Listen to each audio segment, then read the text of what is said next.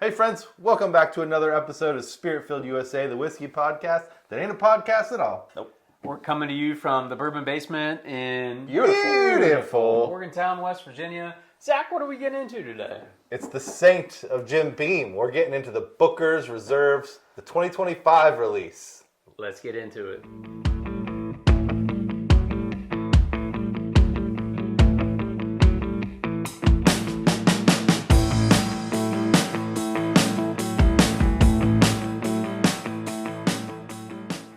Hey everybody, welcome back to Spirit-Filled USA. I'm Ryan. I'm Zach. And I'm Justin.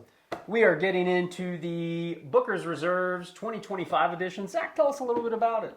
Well, this is a new thing that Booker's is doing over the last, 2 years? There was a 2024 Reserves, so I don't know, they've opened up the vaults. I don't know what inspired them to do this, but I'm glad they did. 2024 Reserves is really hyped up. Like, that was in people's, top 5 whiskey of the years last year. So, how can this be bad, right? But this is way different. This is I don't know if this is going to be an experimental thing that they do with the reserves, but it was not a miss last year. Yeah, I feel like it's usually Little Book that they're doing the experimental stuff. But this is the first time 100%. Booker's has done a secondary aging, and it's in tequila barrels. Because it gets a little monotonous. You know, you get the 4 releases a year. Yeah. They're all at the 120-ish proof level. Yeah, if there's a criticism of Booker's, that's it, right? Like, they're all around the same, 7-ish, 8-year age statements. Always around that 120-some proof. They always have a really similar flavor profile. 4 times a year at $100 a pop. That's a big ask. This one's definitely breaking the mold. And so, Justin, what makes this one specifically different? So this one is aged in tequila. Like I said, that's normally something more experimental that they leave for their Little Book series. First time they've done it for Booker's, and might be the first tequila finish Jimothy Beam. They went all in. It's this beautiful. is like the Antonio Banderas version. It is beautiful. Yeah, it's like I love the incredibly- labeling. Like, this belongs in a Travis Kelce GQ photo shoot. Like, this is top of the pop in terms of aesthetics. It doesn't get much better than that for a Oh, and you have the card. beautiful In the thing. card. Oh yeah, this would be really helpful. What are we missing? This would be really helpful. It's not on here, I don't think, but this was aged in El Tesoro barrels. So they aged Booker's, and then they sent those barrels down south to Jalisco, Mexico. Wow. And they did a reposado of El Tesoro in it, and then sent them back up to Kentucky to Jim Beam to age and finish this reserve. So That's impressive. It went to these Mexico. barrels have been on a journey. Yeah. Yeah. So been traveling. the Booker's, normal Booker's is about $80 to $100. I think MSRP is like 79, 89, something like that. Depends on where you find it. of What? course. So this is about 130. Where'd you guys? Yeah, we actually got it at the James B. Beam distillery during KBF weekend. They released it. We were there on that same day and got a bottle at the distillery. It was 129, 130, right on the dot. Yep. It sits at 123.3 proof, and I think it's around 8 years for this one. Is that correct? 8 years, 10 months, something like that. Okay. I don't know if the 10 months is the finishing, because I think they finished it for a decent amount of time. Okay. 10 months is a pretty good amount of time then. I know the tequila finishes are a little bit polarizing, right? Like, people are not in love with that. Totally get that, because not everyone's about tequila. Me personally, I have taken to sipping a lot of tequila this summer. Yep. So the really good, additive-free, thank you to those creators out there who are doing good tequila content, because I've learned a lot from you and found some really great bottles, some nice. Tequila Ocho and Cascanes and stuff like that. And I've grown to love some straight tequila. It's not just a mixer for me anymore. So I've liked some of the other tequila finishes. The Blood Oath Pact 11 this year, I enjoyed it. You know, it wasn't blowing my mind or anything, but it's really good. But the short barrel has one. It's called El Jefe, and it has tequila, sotol, and mezcal. It's got a little touch of smokiness. You'd be really into that, Justin. Yeah, I like smoky stuff. Yeah. That sounds good. I really like that. So there've been some hits. Not all of them are hits. I'm hopeful that this one is one of the hitters. It looks good. All right, y'all. I'm not going to wait anymore. I'm going to open this up. This one's my bottle. Ryan, fill the space, fill the airways for the people while I'm doing this. If you guys aren't aware of Agent Or, great company. Yeah, you should be. The glasses that we have here on the table are Agent Or. It's sort of a little different from your typical Glencairn. If I'm just pouring a finger or two nice during the weeknight, I usually use these ones. They're just a little more substantial. I like the heft of these. They really have a good base. They're very nice. It's something to just mix it up from your You're not going to lose your whiskey in this glass. Not at all. And then of course, they make the travel bags too, which I think we all have. I use those every time. We're shooting, we're recording.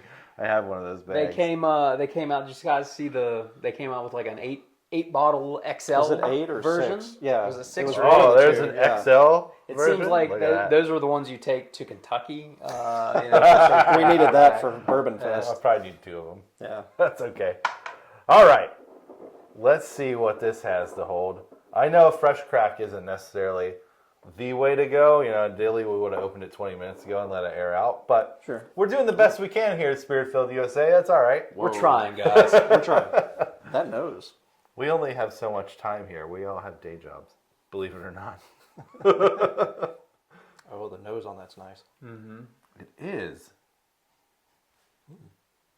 That is very nice. It's deep. It's robust. sort of It's got that signature Booker's just deep. What you want a bourbon to be. It's the darkest brown sugar I've ever smelled in my life. Yeah, it's deep, dark sugars. And maybe there's a little pepperiness to this, I could which see I that. feel like has something to do with the tequila, because a lot of really nice tequilas have a little peppery note on the palate and on the nose. I get that too.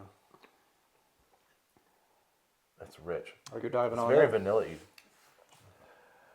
Go for it, Ryan. Tell us what you think. Where are you at?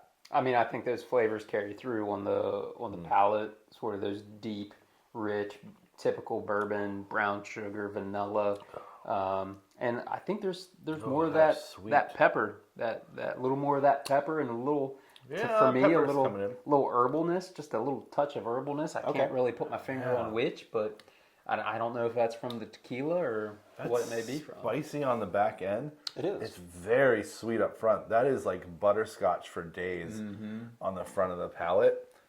And It sticks with you on the finish. It's got some proof to it. You definitely taste the proof. That burn is a nice good hug. and like a sweet kind of like almost like a peanut brittle Yeah, I on the get front too. Like peanut brittle, butterscotch, those are probably in the same classification. The pepperiness comes through. And then I'm getting a very distinct leathery note. I see that leather. Like those dark notes that sometimes were like, it's like the oak, the tobacco. This is leather, like as clear as day for me. Yeah, especially up front. I feel like the spiciness comes in towards the back. I almost want to say it's near a jalapeno type of spice. Like it has that similar tingly burn to it almost. And that might go with the herbal notes that you were talking about. I had some jalapeno on a burger before I got here. Yeah. Oh, really? I did, Okay. yeah. But I'm like getting- a pepperiness, like agave earthiness, but not till the end for me. It's not huge. It's not huge on my palate.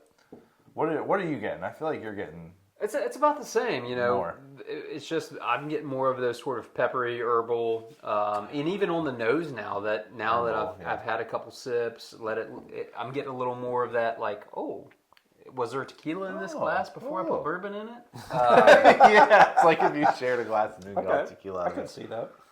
But I'm to your point on that bite, that like jalapeno spicy bite on the finish. It's definitely there for me. Yeah, it's. I don't think it would avert anyone who's afraid of spicy things like spicy foods. It's definitely a whiskey or a liquor burn because it's 123 proof, but the way that it burns and the flavor that burn gives definitely reminds me of a jalapeno. Yeah, I mean, it's the more I drink it, the more I'm getting some of the like classic Booker's, but like pretty robust. Not that Booker's isn't robust, but like maybe that step up in age. it's nice. It's like I helps feel like out. it's a touch sweeter than a regular Booker's is. May have.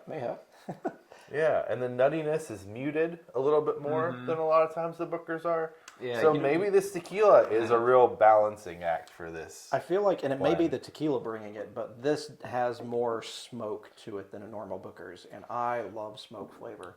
So that's it's maybe paired in with the leather note you were getting there, but campfire, campfire for sure. A lot going on. All right, so what do we think here on the nose?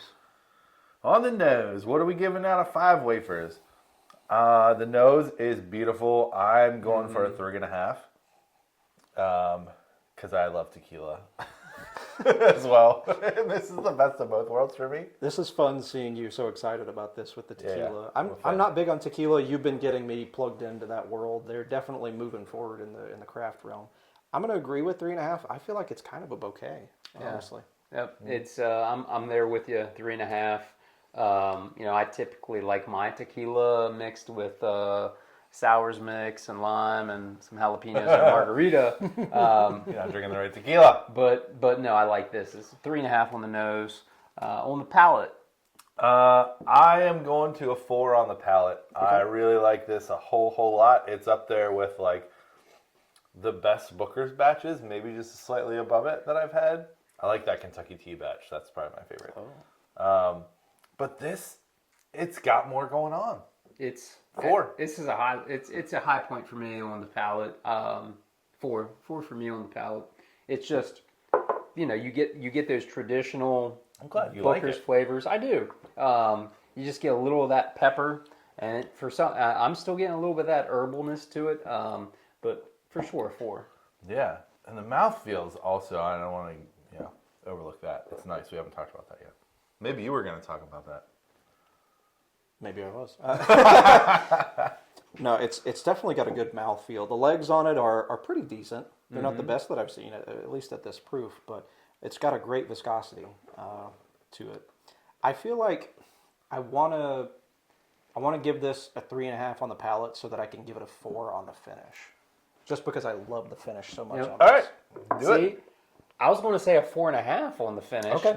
Just because We're there's so on the much same there. track Yeah, here, we're yeah. on the same trajectory there because there's sort of that jalapeno, peppery, but you also don't miss those sort of traditional bourbon finishes as well. Exactly. It's got what you're looking for in a Booker's, but like this extra layer that you don't get really in other bourbons. Yeah. Yeah. Okay. 4.5. 4. 4. I'm gonna go with 4 too. I think it's right up there with the same as the palate. Love the mouthfeel of it. Love the little like agave. Like the most tequila notes that I'm getting are on the finish, and I appreciate that. Yeah. I'm not mad about it. So what are we at total? Total. We don't have any math majors No, here. So I think it's a solid We're gonna 4. go with our gut. I feel like 4. There's been 3.5s, 4s, 100%. 4.5. 100% a 4. Yeah. Even at $130 price point, which pushes it a little bit. But honestly, for like a big LE, it's not that bad compared to what a lot yeah, of compared other- to what mean, they can be price-wise. Right. You think a lot of other ones are pushing up into close to 200, over 200. I mean, Bowman cast strengths, 500. For the proof and the uniqueness of it, easily a 4, I think. Also, they're using Roman numerals instead of years, so that's fun. Yep, this is Roman numeral 2. Yeah, we'll take it. So there you have it, a 4. Well, folks, that's going to do it for us with the Jim Beam Booker's Reserves number 2. I'm going to put it back in its little reliquary closet here. Reliquary. Do you know what that is? No, tell us. So some of the medieval churches in Europe will have relics from different saints. Like a little piece of wood from like a piece of the cross or a saint's bones, yeah. and they keep the relics in a reliquary. So that's what this is. Wow. Well, I feel like at this point across the screen, like the more you know sign should shoot across there. Reading rainbow. Yeah. But I will good say, for those that aren't maybe into tequila as much as maybe Zach, it Yeah. doesn't impact the bottle No. that much. Don't let it scare you off. Good. Not at Yeah. all. It's great. I still enjoy it. It's a great balancing factor, and the spice on the end, that jalapeno spice, I keep saying that, but it was really nice. Enjoyable. Yeah. Yeah. Well, boys, it's been a good episode 12? 12 already. Episode 12. Dirty Dozen? Right. Wow. Well, hey, until we gather again, We'll be with you in spirit. Cheers. Cheers.